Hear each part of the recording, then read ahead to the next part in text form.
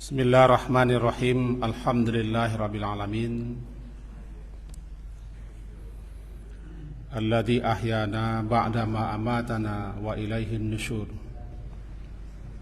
Asyhadu an la ilaha illallah, asyhadu anna Muhammadan abduhu wa rasuluh. Allahumma salli ala Muhammad wa ala ali Muhammad. A'udzu billahi minasy syaithanir rajim. Bismillahirrahmanirrahim. Ya ayyuhalladzina amanu tubu ilallahi taubatan nasuha. Asa rabbukum ayyukaffir ankum sayyi'atikum wa yudkhilakum jannatin tajri min tahtihal anhar. Yauma la yuhzillahu an-nabiyya walladzina amanu ma'ah nuruhum yas'a baina aydihim wa bi aymanihim yaquluna rabbana atmim lana nurana waghfir lana innaka ala kulli syai'in qadir. Surat At-Tahrim, surat yang ke-66, ayat yang ke-8, halaman 561. Kembali diseru, dipanggil orang-orang yang beriman, di mana seruan di sini adalah perintah untuk taubat. Tubu amar perintah. Ini menunjukkan bahwa siapapun yang menyatakan dirinya beriman atau mengaku beriman, bagaimanapun kuat kokoh teguhnya imannya, tetap diperintah tobat, karena tidak satupun manusia yang tidak melakukan kesalahan, dosa dan pelanggaran. Dan tidak boleh kita merasa suci dan sok bersih. Fala tuzakku anfusakum. Kalian atau kamu jangan menganggap diri suci tanpa salah, tanpa dosa, sehingga lahirlah sikap sombong. Itu yang mengantarkan orang tidak taubat. Itu ulama-ulama memahami perintah di sini wajib. Itubu, taubatlah kamu, perintahnya wajib. Begitu juga perintah Allah dalam surat An-Nur, surat ke-24 ayat 31 terakhir, ujungnya bunyinya tubu ilallahi ayyuhal mu'minun jami'a. Taubatlah kamu kepada Allah semuanya, wahai orang-orang mukmin. Itu perintah, arahnya tertuju kepada mukmin, agar orang mukmin itu taubat kepada Allah jami'an. Tubu ilallah jami'an. Taubatlah kamu semuanya tanpa kecuali, wahai orang mukmin. La'allakum tuflihun, supaya kamu memperoleh keberuntungan, kemenangan. Nah, berdasarkan dua ayat ini, kita lihat dalam apa yang telah dijelaskan oleh para ulama. Siapa yang mengatakan tobat itu tidak wajib, dia sudah berdosa dan dia zalim. Wa man lam yatub, siapa yang tidak tobat, dia zalim. Sekecil apapun kita harus tobat. Itu satu, memahami kalimat tubu. Apa yang tobat? Taubah. Secara bahasa taubah itu kan kembali. Orang yang taubat berarti orang yang kembali kepada Allah setelah dia menjauh daripada Allah. Hamba yang berdosa, hamba yang tidak taat, hamba yang berbuat maksiat, ketika itu dia menjauh daripada Allah. Makin banyak dosa orang, makin banyak maksiat, kedurhakaannya, pelanggarannya, makin jauh daripada Allah. Ketika dia sadar, lalu dia menekat, kembali lagi kepada Allah, namanya taba, ya tubu, taubatan. Dia kembali kepada Tuhan setelah dia tersesat, menjauh. Jadi orang kalau berdosa, dia menjauhkan diri daripada Allah. Ketika dia insaf sadar, maka dia kembali kepada Allah. Itu makanya ada pendapat mengatakan orang yang taubat adalah orang yang kembali kepada Allah setelah dia berdosa dan melanggar. Di sini taubatnya taubatan nasuha, nasuh. Secara bahasa nasuh itu maknanya nushu, bersih, murni, tidak bercampur, tidak tercemar. Kalau secara bahasa lain berarti taubat yang bersih, yang murni, betul-betul ikhlas, betul-betul jujur, tidak ada maksud di balik itu, juga tidak ria, betul-betul murni. Nasuha, nasuha itu kata beliau para ahli bahasa namanya mubalaghah, sigatnya mubalaghah, format bentuknya mubalaghah, itu bersengatan. Kalau begitu, tubu ilallahi taubatan mutlak. Sebenarnya taubatnya adalah taubat yang betul-betul taubat yang murni, yang bersih, yang jujur. Maka bernamalah taubat nasuha. Ada juga cerita tapi tidak ada dasarnya. Taubatlah kamu seperti taubatnya si nasuha. Ada orang dulu bernama Nasuha, taubatlah kalian seperti taubatnya Nasuha, tapi tidak ada dasar. Itu kita pegang yang punya dasar saja. Apa taubat Nasuha? Secara bahasa sudah tadi. Taubat sebenar-benar taubat yang benar-benar taubat murni, jujur, ikhlas, tidak bergarah-garah, tidak berolok-olok, dan tidak bermain-main. Sehingga dikatakan oleh para ulama juga yang kata taubat nasuha itulah suatu taubat yang tidak ada keinginan dan tidak ada niat untuk kembali lagi. La ya'ud ila dzambi, yang tidak ada keinginan untuk kembali berbuat dosa, sebagaimana tidak mungkinnya kembali susu kepada tempat susu. Nah, di sini taubat nasuha itu minimal mencakup meliputi 3 syarat.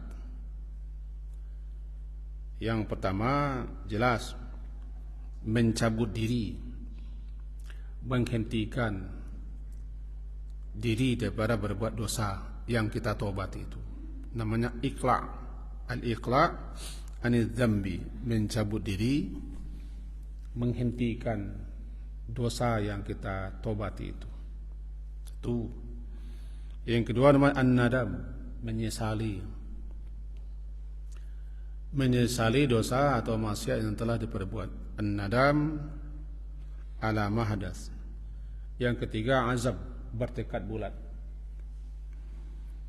untuk tidak kembali lagi kepada dosa itu. Ini paling kurang. Jadi mencabut, berhenti, menyesal, bertekad untuk tidak mengulang. Ini ikhla', an-nadam, al-azam. Jika dosa itu berkaitan dengan dosa-dosa kita kepada Sang Khalik, kepada Allah. Tapi kalau dosa itu ada pula kaitannya dengan hak-hak anak Adam, ditambah syarat yang keempat. Syarat keempatnya mengembalikan lagi. Apa yang telah kita ambil kita rampas, yang telah kita khianati daripada hak-hak manusia. Kalau kita zalim, kita minta maaf. Kita melakukan tindakan-tindakan aneh, kita minta rela. Lalu kita ambil, kita rampas, kita curi, kita kembali lagi, karena bersangkutan dengan manusia. Maka tidak cukup taubat nasuha itu hanya minta ampun kepada Allah, menyesal, tidak kembali dan berhenti kalau masih ada sangkut pautnya dengan manusia. Kalau kita khianat, kita menipu, kita curang, kita merampok, kita mengambil, lalu hak-hak orang tidak ditunaikan, ya kembalikan lagi. Kalau orang yang sudah kita aniaya, ya kita minta rela, minta maaf mereka. Itu syarat taubat nasuha. Ini yang paling berat. Itu yang paling berat kalau berkaitan dengan sesama manusia. 4. Ini pun dinyatakan oleh Imam Nawawi rahimahullah dalam kitab beliau yang terkenal itu, Riyadhus Shalihin, dan telah disyarahkan oleh para ulama-ulama kitab itu. Syarah yang terlengkap namanya Al-Kunuz, 22 jilid besar. Nah, di sini dapat kita pahami taubat nasuha itu taubat yang sebenar-benarnya. Nasuh itu kan sifat daripada taubat. Taubat yang sifatnya sebenar-benar murni, jujur, benar. Murni, jujur, benar, betul-betul taubat itu, syaratnya 3 itu. Berhenti, menyesal, bertekad untuk tidak mengulang. Kalau berkaitan dengan orang lain, ya kembalikan hak orang lain dulu. Entah minta maaf atau adalah. Begitu juga taubat orang korupsi, kembalikan harta negara. Ini yang paling sulit. Harta yang sudah dirampok itu sudah jadi rumah, sudah menjadi toko, sudah menjadi perusahaan, nggak berkembang biak. Kalau tobat ya harus dikembalikanlah, terang-terang atau diam-diam. Karena belum lagi tobat nasuha, orang-orang pakai juga. Nah, kalau sudah dilaksanakan tobat nasuha, ujungnya dalam surat An-Nur, la'allakum tuflihun, agar supaya kamu dengan taubat itu memperoleh kemenangan. Di sini disebutkan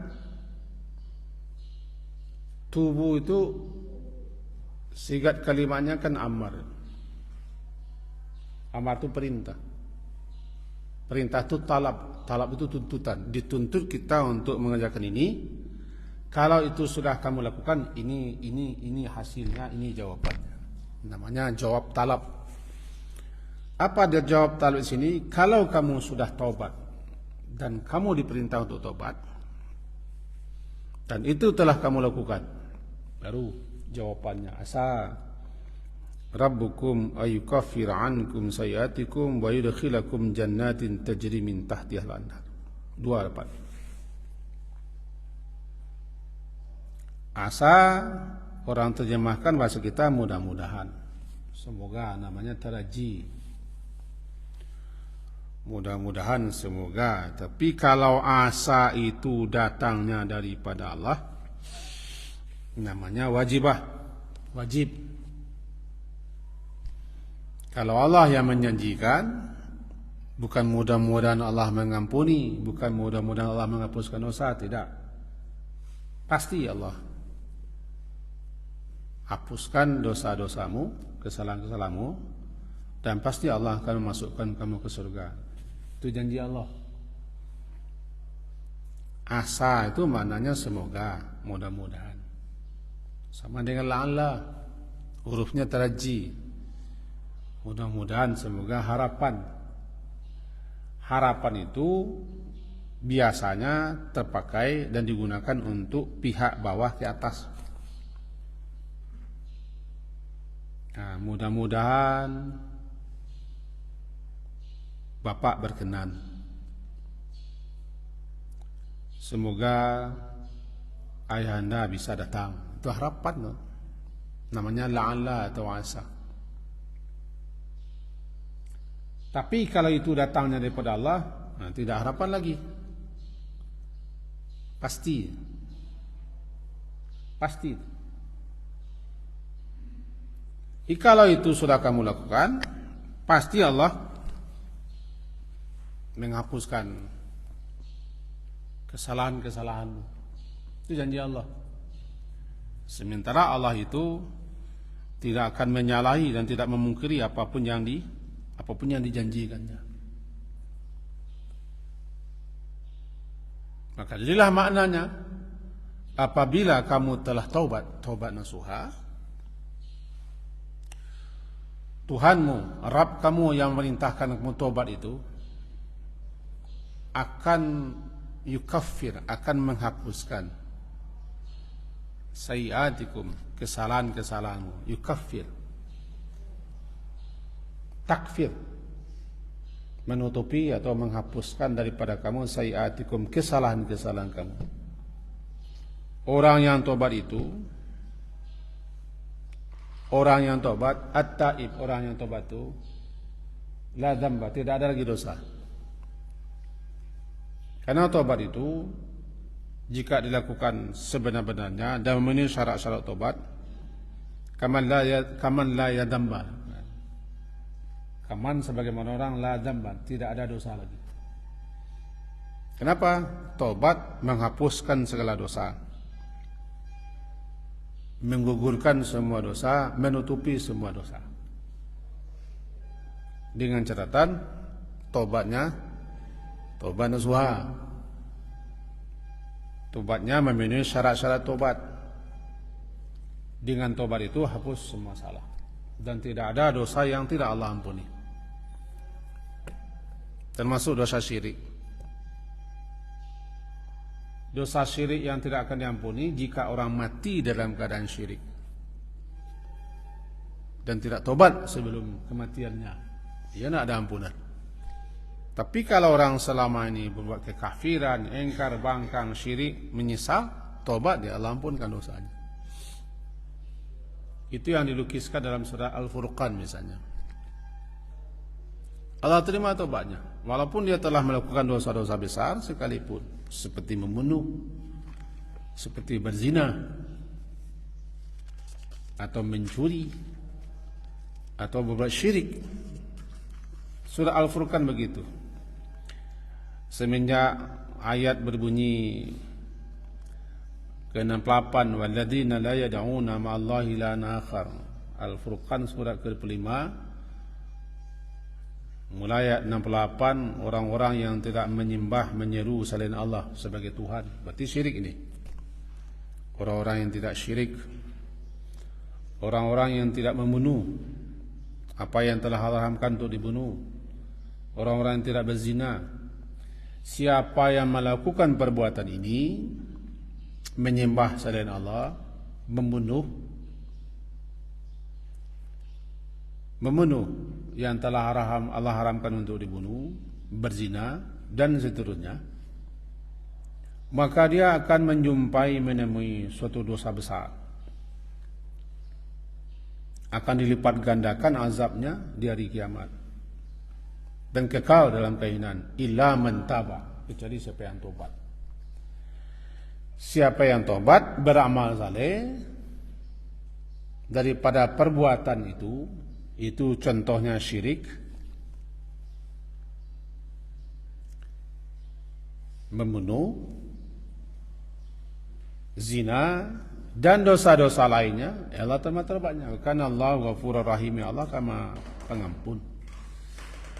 Dan ayat berikutnya, ya tubu ilallahi mataba, Allah akan menerima taubatnya. Jadi kita ringkas intinya dalam surat Al-Furqan itu, surat ke-5 ayat 68 sampai nanti ke bawah. Dosa sebesar apapun, jika orang ini betul-betul tobat dengan tobat nasuha dan dipenuhinya syaratnya, Allah akan ampuni dosa-dosanya.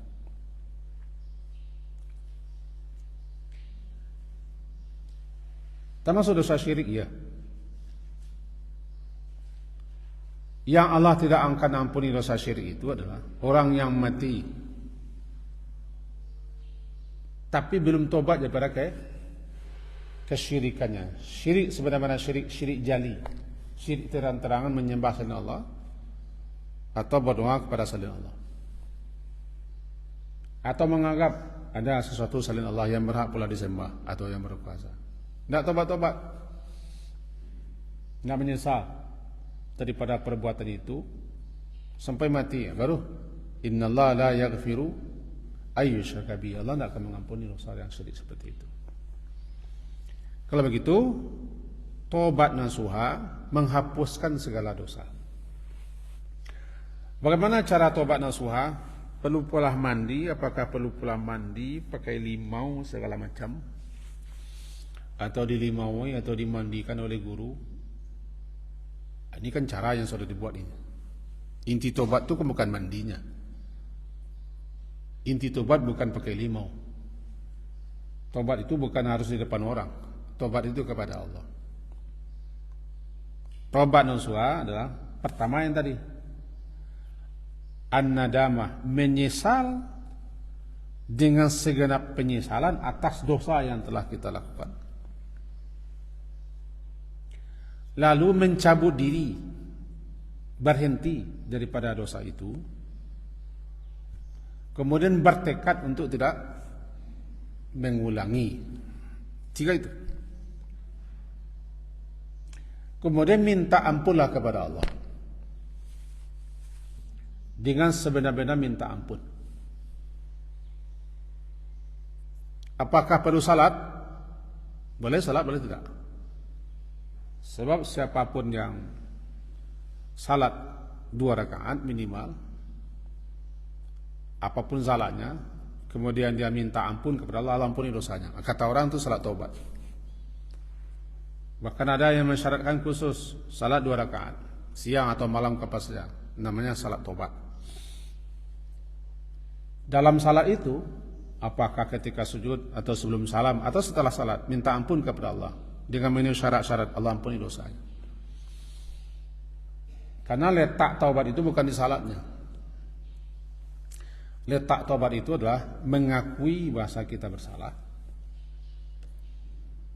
lalu timbul penyesalan, namanya nadamah, an-nadam. Lantaran menyesal, lalu kita cabut diri daripada salah dan dosa itu, kemudian bertekad untuk tidak mengulanginya. Mintalah, mohonlah kepada Allah pengampunan dosa-dosa dengan berbagai macam kalimat-kalimat minta ampun. Tobat itu terus-menerus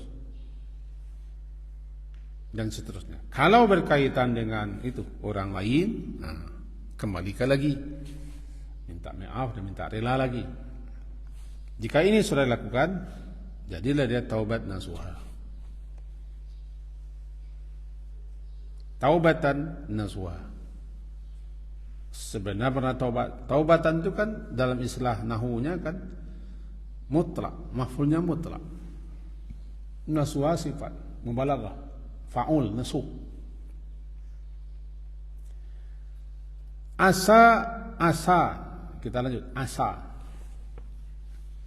Kita perturutkan terjemahan ahli penterjemah.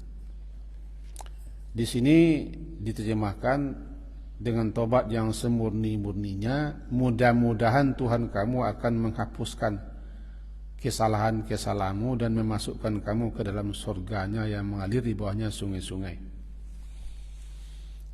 Ini namanya jawab talab. Apa talab? Talab itu tuntutan. Dituntut kita begini, jika kamu telah melakukan apa yang dituntut kepada kamu, jawabnya ini. Kamu dituntut tobat dan kamu telah lakukan tobat itu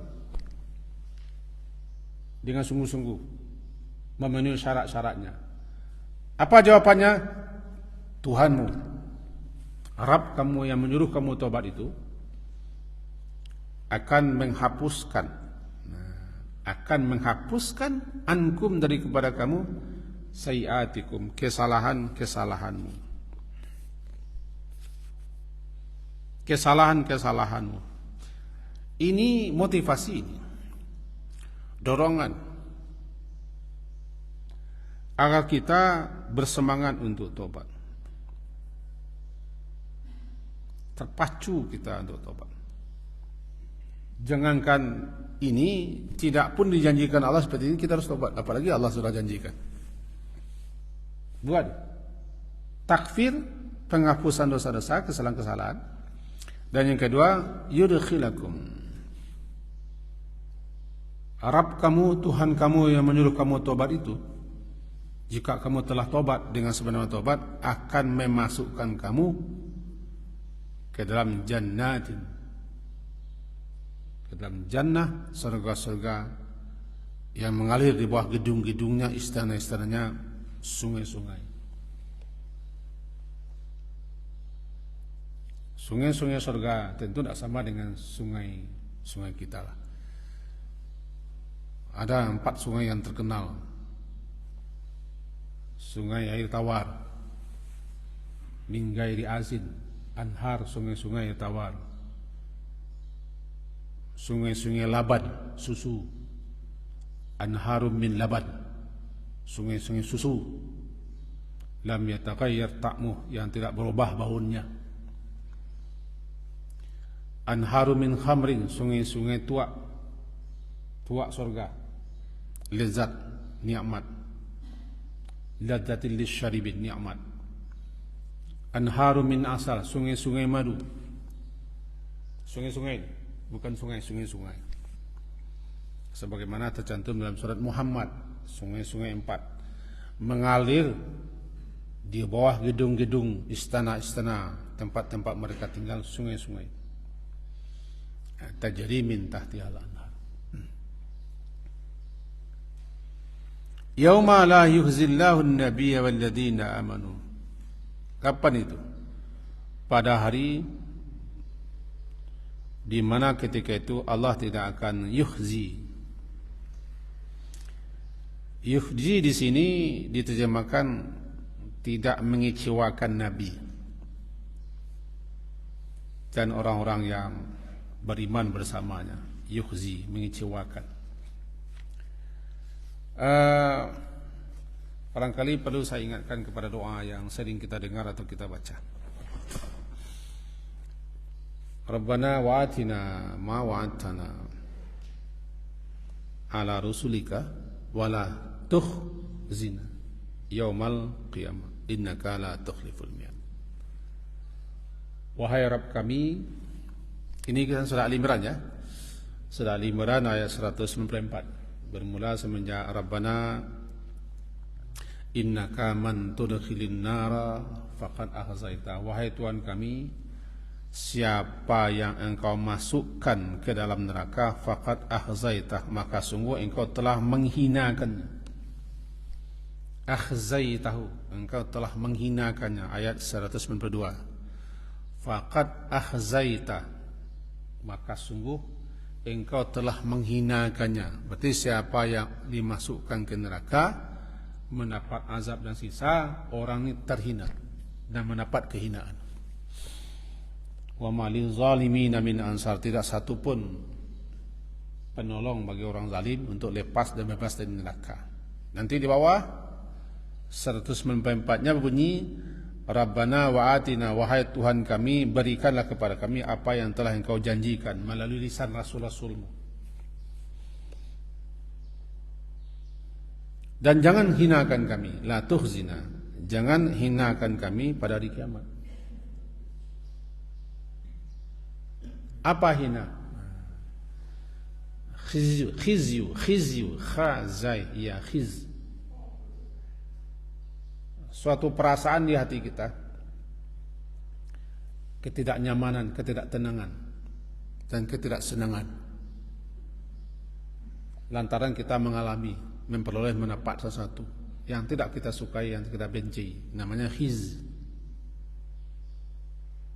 Lalu berkembang maknanya menjadi hina, rendah. Maka ketika orang merendahkan kita, menjelek-jelekkan kita, maka kita merasa malu dan terhina. Kehinaan yang paling luar biasa, yang tidak ada lagi kehinaan di atas itu, dimasukkan ke dalam neraka. Maka siapa saja yang dimasukkan ke dalam neraka, dia telah mengalami kehinaan yang luar biasa, kekecewaan luar biasa, rendah serendah-rendahnya. Jadi la tukhzina, jangan hinakan kami, jadi jangan kami dimasukkan ke dalam neraka. Sebab siapapun yang dimasukkan ke neraka pasti hinanya. Nah, dalam surat At-Tahrim, hari saat di mana, waktu di mana Allah tidak menghina, tidak mengecewakan, tidak menghina, dia Allah tidak akan mengazab, tidak menyiksa, dan tidak akan memasukkan Nabi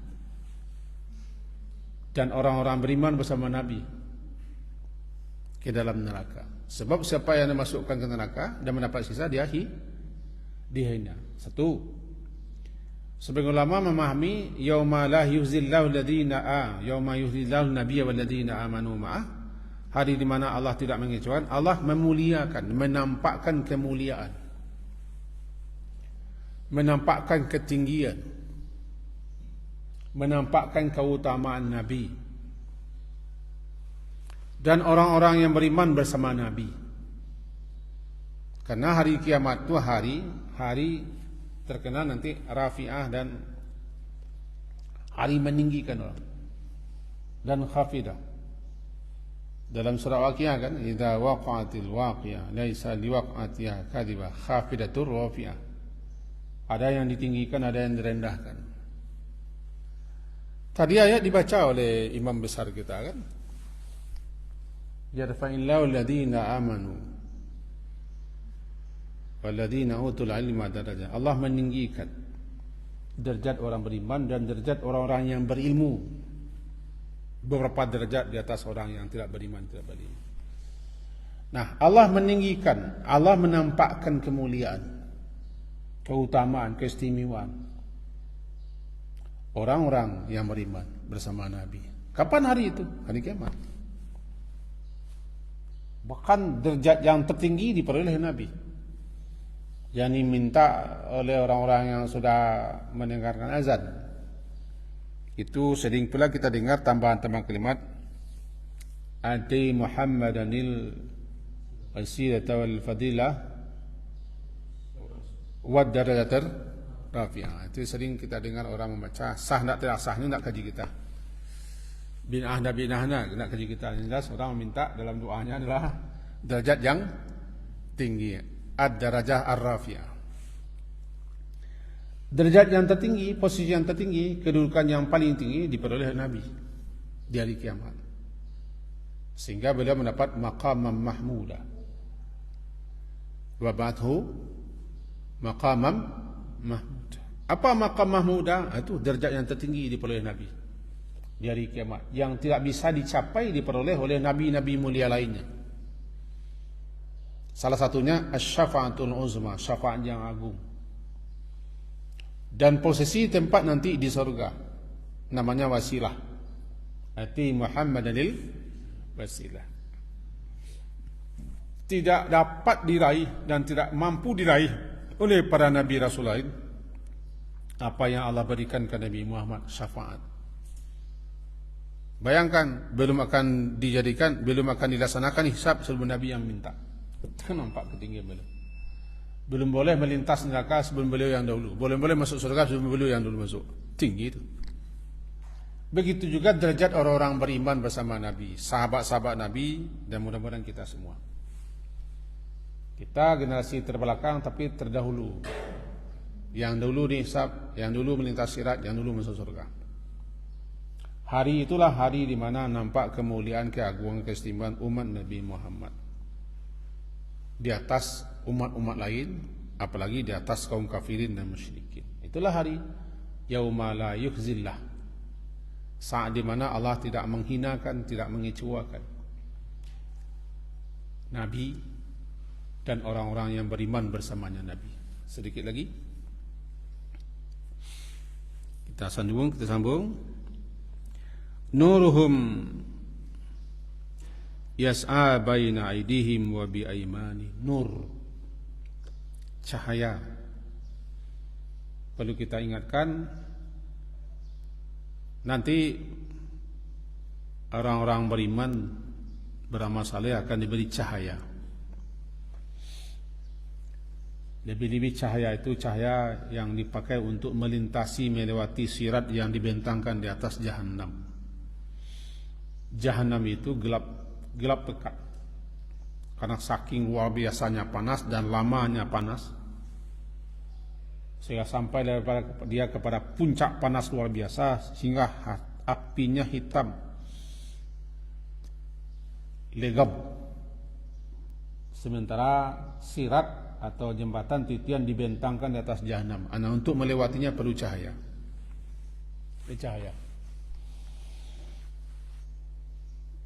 Cahaya itu ada yang seluas gunung,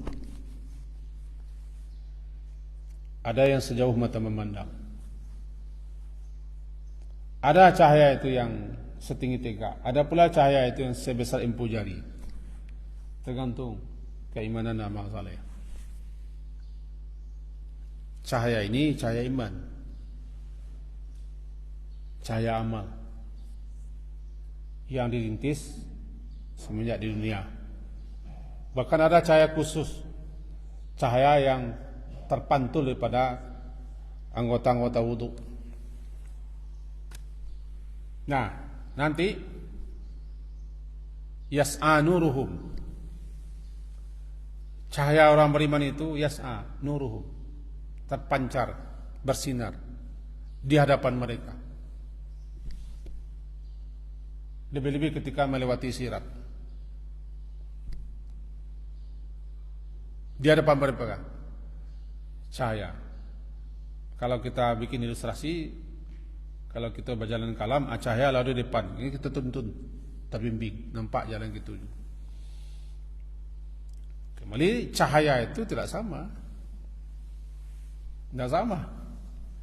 tergantung kekuatan iman, amal, ketaatan, atau ketakwaan.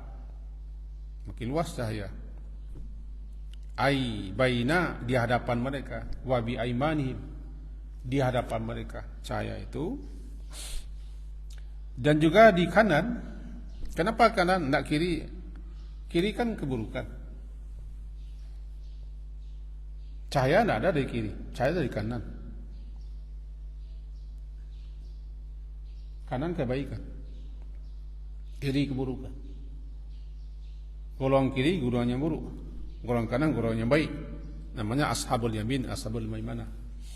Jadi cahaya mereka beredar di hadapan mereka, karena mereka intinya mereka diliputi, dikelilingi oleh cahaya. Tidak sebut kiri karena kiri tidak bagus.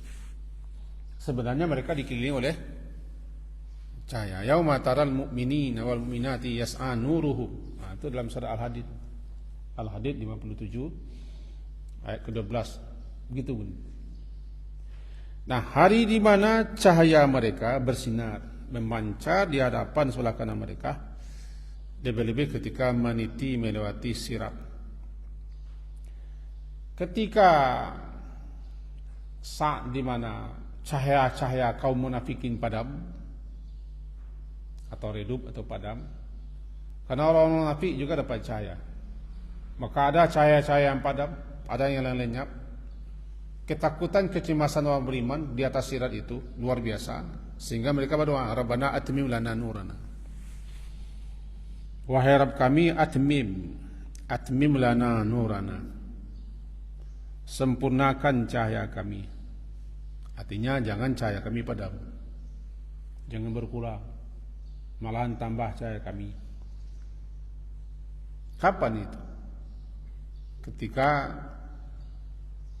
orang-orang beriman itu melihat cahaya-cahaya kaum munafikin padam. Lebih-lebih saat orang munafik itu meminta-minta supaya mereka dikasih cahaya. Yauma yaqulul munafiquna wal munafiqatu lil ladzina amanu unzuruna naqtabis min nurikum. Al-Hadid ayat 13 ya. Orang munafik mengatakan, tunggulah kami, lihatlah kami, beri kami cahaya sedikit ketika di atas sirat. Luar biasa, tidak bisa kita gambarkan. Sedangkan berjalan di pembatang sawah padam lampu di malam hari lah, pakai gitu. Rawa-rawa gitu minta tunggu. Ini cahaya di atas jahanam. Nah, ketika itulah orang beriman mengatakan, Rabbana atmim itu sempurnakan. Kalau kurang tambah. Jangan sampai padam. Yang kedua, mami admilanatu, hendaklah cahaya kami berkekalan. Berkekalan sampai menyeberangi sirat sana. Ya Allah. Itu makanya ketika lewat sirat itu ada orang secepat kilat, secepat angin, secepat kuda berlari, dan seterusnya, tergantung cahayanya. Ada yang tertatih-tatih, ada yang jatuh bangun, ada yang jatuh berlambim masuk jahannam. Maka ketika itu, ini doa dibaca di akhirat, atmim lana nurana. Dan mereka teringat dengan dosa-dosa. Karena dosa-dosa itu mengakibatkan cahaya itu redup. Yang memadamkan cahaya kita dosa. Bahkan orang berdosa itu tidak bercahaya wajahnya. Makin banyak dosa makin kelam orang, hatinya makin gelagam. Nanti ketika di atas sirat itu mereka ingat lagi dosa-dosa mereka, ingat kesalahan mereka. Ya waghfir lana, atmim lana nurana. Ya Rabb kami, sempurnakan jangan sampai padam cahaya kami, dan ampunkan dosa-dosa kami. Waghfir lana. Teringat dosa? Maka ketika itu orang beriman masih minta ampun.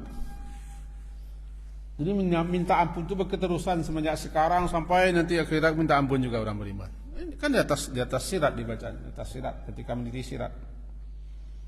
Bahkan para nabi termasuk Nabi Muhammad dan malaikat juga berdoa kepada Allah, Allahumma sallim.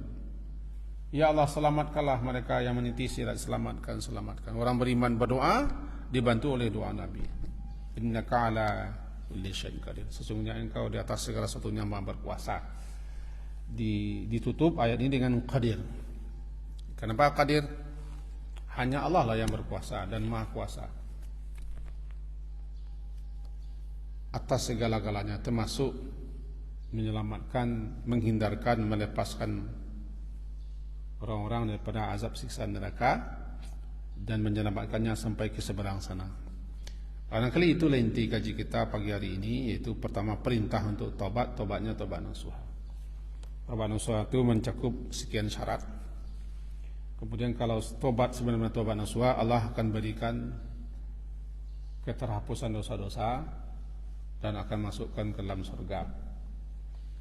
Yang ketiga, bahwa hari kiamat adalah hari di mana Allah menampakkan kemuliaan, ketinggian, keistimewaan orang mukmin, dan Allah di mana menghinakan orang-orang kafir dengan memasukkan mereka kepada azab dan kesesaran nanti di neraka. Hari itu nanti orang-orang akan mendapat cahaya. Cahaya itu tergantung dengan iman dan amal saleh di dunia. Dan terakhir, saat melintas sirat, orang-orang beriman, mudah-mudahan kita, amin, tetap berdoa kepada Allah agar cahaya jangan padam dan diselamatkan sampai ke seberang sana. Jangan sampai dosa-dosa tidak diampuni. Kalau tidak diampuni dosa, padam cahaya masuk neraka. Sekian kira-kira kaji kita subuh ini. Semoga berfaedah dan bermanfaat untuk saya dan kita semua. Diakhiri dengan subhanakallahumma bihamdika asyhadu an la ilaha illa anta astaghfiruka wa atubu ilaik. Sallallahu ala Muhammadin wa ala alihi washabbihi ajma'in. Alhamdulillah. Assalamualaikum warahmatullahi wabarakatuh.